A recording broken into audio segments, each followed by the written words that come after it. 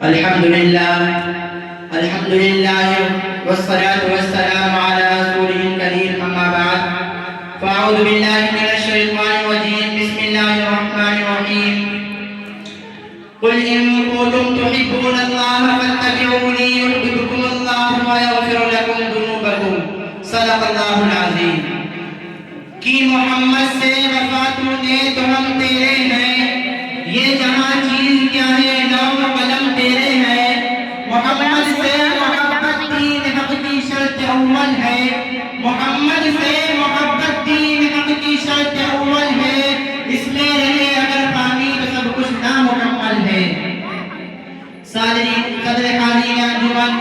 اور محترم سامعین کرام آج میری تقریر کا عنوان عشق رسول اور علماء دیوبند میں اللہ سے دعا کروں کہ اللہ تعالیٰ مجھے صحیح کہنے کی توفیق نصیب فرمائے اور مجھے امید ہے کہ آپ حضرات بغور سماعت فرما کر میری حوصلہ افزائی فرمائیں گے سامعین محترم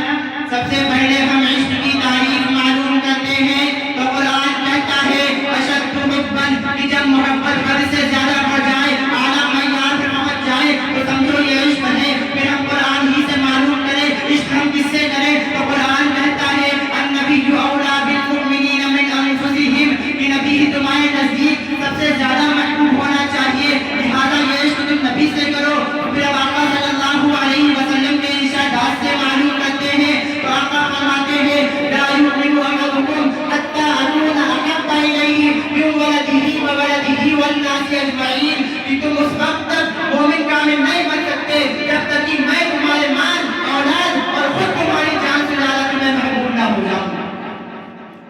سامعین محترم یہ عشق جہاں صحابہ کرام رضی اللہ عنہم اجمعین کو نصیب ہوا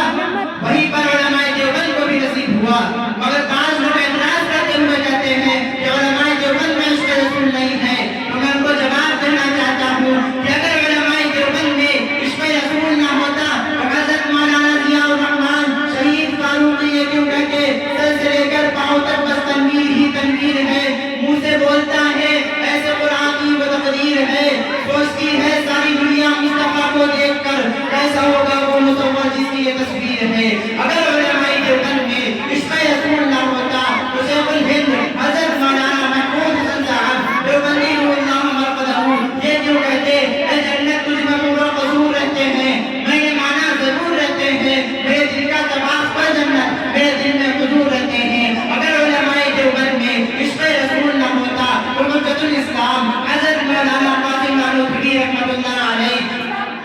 یہ کیوں کہتے امیدیں ہیں لاکھوں مگر بڑی امید ہے یہ وہ سگانے مدینے میں میرا نام شمار جیو تو میں سگانے مدینے کے پھروں تیرے جیو تو میں سگانے مدینے کے تیرے پھروں پروں تو کھائے مجھ کو مدینے کے مرغ مار اگر علماء دیوبند میں عشق رسول نہ ہوتا تو شیخ الاسلام حضرت مولانا سید حسین احمد مدنی مدینے سے روانگی کے وقت یہ کیوں کہتے چمکتا رہے تیرے روزے کا منظر سلامت رہے تیرے روزے کی جالی ہمیں بھی عطا ہو وہ شوق ابوذر ہمیں بھی عطا ہو وہ جذبہ بلالی اگر علماء دیوبند میں عشق رسول نہ ہوتا تو حکیم الامت حضرت مولانا اشرف علی تھانوی یہ کیوں کہتے عشق رسول ایک ایسا دریا ہے جس کا کوئی کنارہ نہیں اس جگہ بلوز نہ سوکھنے کے کوئی چارہ نہیں اگر علماء دیوبند میں عشق رسول نہ ہوتا تو حضرت مولانا حمید الدین کسانی آپ رحمۃ اللہ علیہ یہ کیوں کہتے یاد مصطفیٰ میں ہی لطف و شادمانی ہے زندگی سہانی ہے موت بھی سہانی ہے عاشق محمد کا ہے غیر کا نہیں عاقل عشق مصطفیٰ باقی ہے عشق غیر پانی نہیں اگر علماء دیوبند میں عشق رسول نہ ہوتا تو عارف باللہ حضرت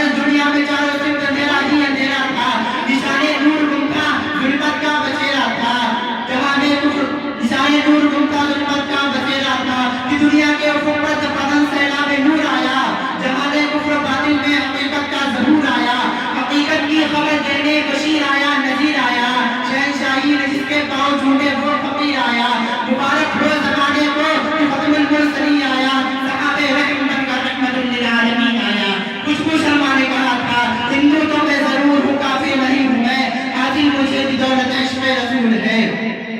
चरण सिंह बसर ने भी कहा था, बसर को उस बसर की याद से तस्कीन मिलती है